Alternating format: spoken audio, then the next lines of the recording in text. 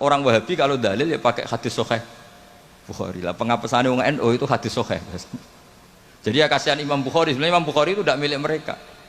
Tapi gara-gara kita tidak baca Bukhari, mereka yang baca seakan-akan mereka yang tahu hadis sahih, kita yang tidak tahu.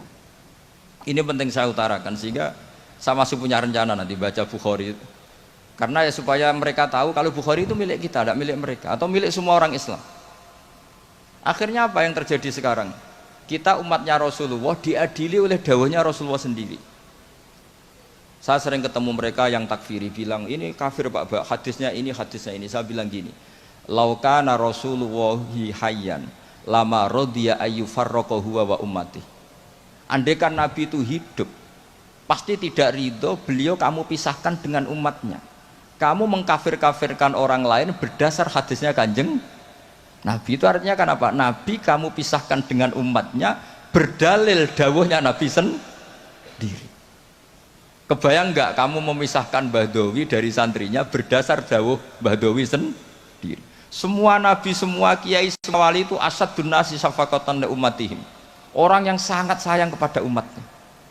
Tapi sekarang ada tren orang dianggap kafir, artinya dianggap kafir itu dipisahkan dari nabi justru oleh dawuh Nabi sendiri. Kebayang nggak Nabi kerso dipisahkan dari umatnya, padahal Nabi fi akhiri hayati ngendikan ummati.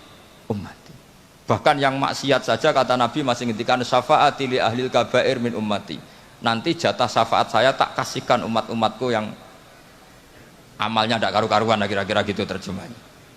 Jadi betapa cintanya Nabi kepada umatnya sampai yang ahlul ma'asi saja kata Nabi nanti mau saya syafaati.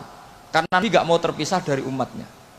Sekarang banyak hadis sahih yang justru dipakai sebagai alat pemisah bainahu wa baina ummati, antara Nabi dan umat. Maka santri Al-Wahdah ini harus kuat. Semua kita harus kuat. Semua kita harus kuat.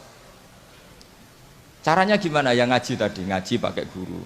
Sekarang alhamdulillah kan banyak gus-gus besar yang misalnya jenengan gak menangi Said Muhammad, ada Gus Naji, ada Gus Ro'ub, ada Gus Kamil, ada Ali Akhwas, gak menangi Habib Zain.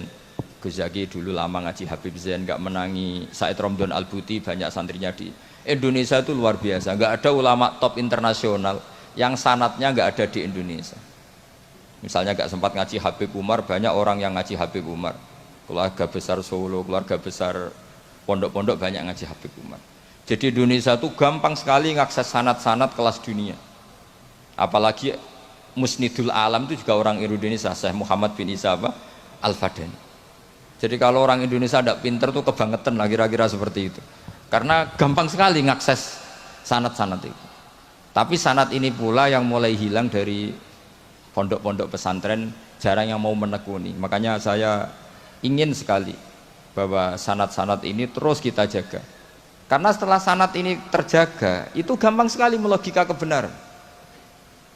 Kayak saya berkali-kali bilang, masa orang kafir 70 tahun menjadi iman gara-gara la ilaha illallah, tapi kemudian kalimat yang sama menjadi kalimat kekafiran kalau kamu bacanya di kuburan.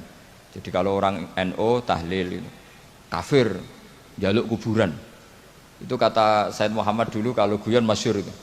Mbok takoki sik, ndekne jaluk kuburan apa malah ndongakno kuburan. Padahal doanya kan malah Allahumma ighfir lahu wa'afi wa'fu anhu. Justru kuburan ini yang didoain, tapi mereka lihat dari jauh karena begini dikira kita minta kuburan, padahal hakikatnya kita mendoakan yang ada di kuburan. Ini secara teori penelitian sudah gagal. Wong neliti saja tidak mau, observasi saja nggak mau. Coba kalau mereka neliti, ternyata mendoakan yang ada di kuburan, bukan minta kuburan. Semua orang NU misalnya kalau ziarah doanya gimana? Allahumma ighfir li sayhina, Allahumma ighfir li ummina, Allahumma ighfir li abina. Itu minta kuburan apa mendoakan mayit yang ada di kuburan? Mendoakan. Tapi mereka menuduh kafir, katanya kita minta sama kuburan karena melihatnya dari jauh, karena begini dilihat dari jauh, oh minta kuburan kan gitu.